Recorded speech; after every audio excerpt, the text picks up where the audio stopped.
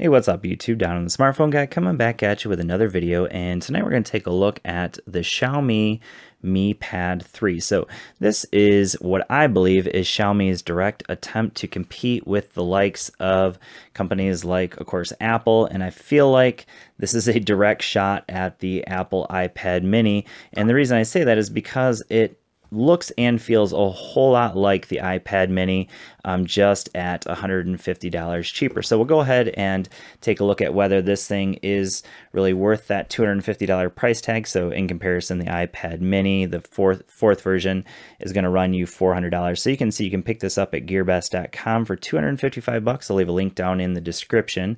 So I have the champagne gold version like you see here, and running into the specs, just kind of run through these quickly. So we have a 7.9-inch display, same thing as the Apple iPad. We have a QXGA touchscreen. Not exactly sure what that means, but I will say the touchscreen is very, very responsive. We have 4 gigs of RAM, like it says here, 64 gigs of onboard storage. We have dual band Wi-Fi.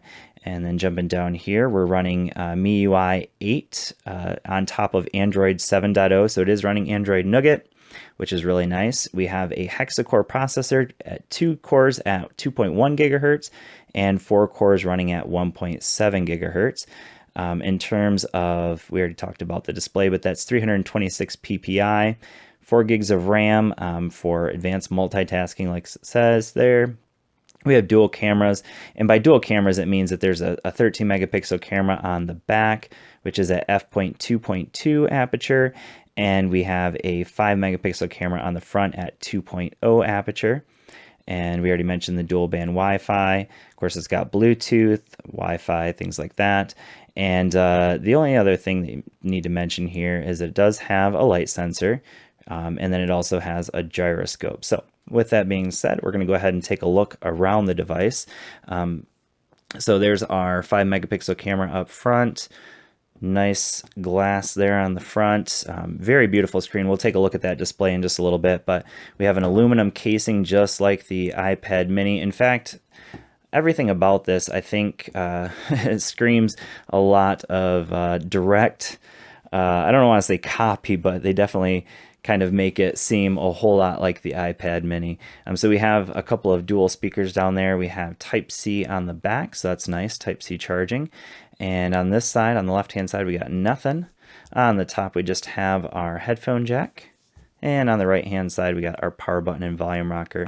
Now, I didn't mention that we do also have a couple of microphones on the back as well. So let's go ahead and turn this thing on, and we'll take a look at this beautiful screen. So the screen does look very, very nice. So I'm going to go ahead and jump into YouTube just so you guys can see what exactly that looks like. Looks like yeah, I'm connected to my, okay, there we go.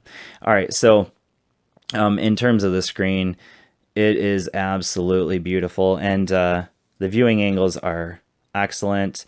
We do also have a very bright screen, so we can turn that thing way up, and it gets quite bright. So go ahead and turn that back down. All right. So one thing I want to mention here is that if you look at the UI, notice that there is no doubt that they are trying to compete directly with the iPad. And I say that because the way the apps are set up, it is just like an iPad. Now, with that being said, you can, of course, run a launcher on there. So I will definitely be running Nova Launcher on here eventually, but at the moment I just wanted to keep it stock for the first part of my review period. So you can see we do have the Google Play Store built into it, of course, and these are the apps that come on it. Everything after the calculator is something that I added. So whoops, didn't mean to go into Google Plus there. So with that, we're going to go ahead and jump into the settings. And I do really like this setup that they have here. So you can see we have the tablet-like setup running on top of Android 7.0. So we already got About tablet coming up here. So we have Android 7.0, like I mentioned. We have the March security patch at the moment. And then we have a MIUI version 8.2.8. And like I said, it's the global version. Hexa-core processor, already mentioned that. In terms of additional settings on top of Android 7.0, We do have some advanced settings that they built into it. So we have the quick ball, which Xiaomi is kind of known for, which gives you kind of a little quick option. We're going to jump out of that.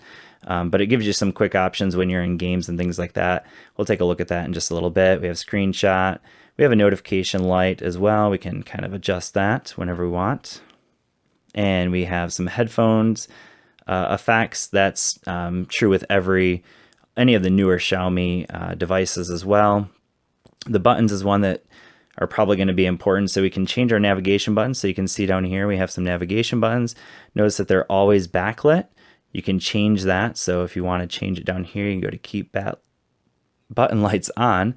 You can change that to 1 second, 2 seconds, 5 seconds, 10, 20, or always. I prefer always because they're kind of hard to find if they're not on.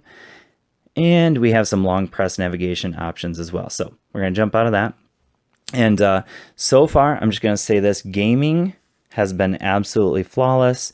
Using social media has been very flawless so far on this. It definitely, without a doubt, has a lot of feel, like an iPad mini. They run very fluidly. They're excellent for entertainment, so things like Netflix and YouTube and gaming.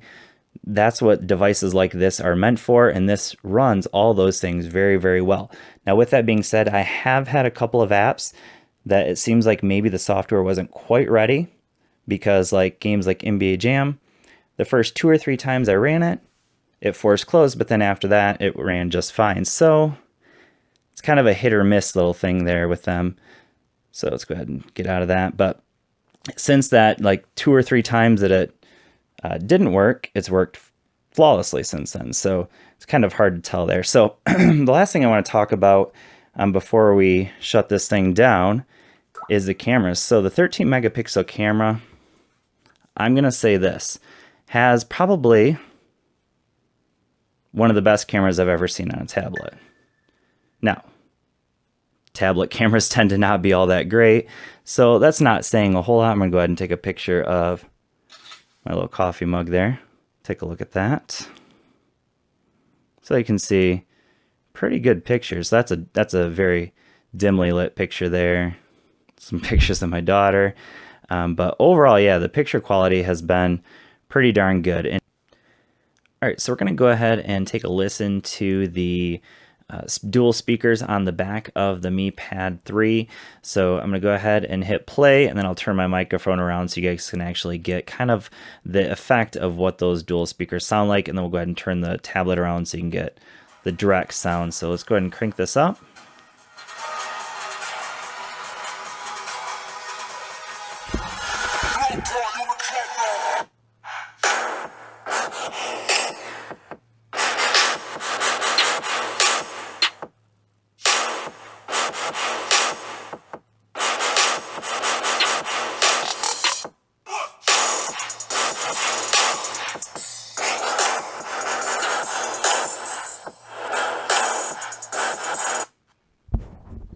Okay, so what I wanted to point out there is basically that the speakers on this thing get quite loud, and they do sound actually pretty good as well. Now, obviously, the big negative there is that the fact that they're on the back and they're rear firing, but one thing I did notice is that while you're gaming, you tend to not really cover them up because they're kind of like up here and down here where you're holding it. Maybe you might cover the bottom one, but you're definitely not going to cover both of them. So that is kind of a thumbs up. I actually really like the speakers on here. Obviously, I'd prefer that maybe we had one on the top, one on the bottom, or maybe even one that was front firing would be nice as well. But overall, I would say I really do like the speakers in terms of the sound quality and how loud they get. So that's a big thumbs up there. Camera. So with that being said, if you have any questions, go ahead and leave those down in the comment section. This has been the Xiaomi Mi Pad 3. Like I said, I'll be doing a follow-up video. I'm just kind of exploring a little bit more in-depth look at this device. Again, if this video has been helpful for you, go ahead and hit that subscribe button, and I will see you all in the next video. Peace.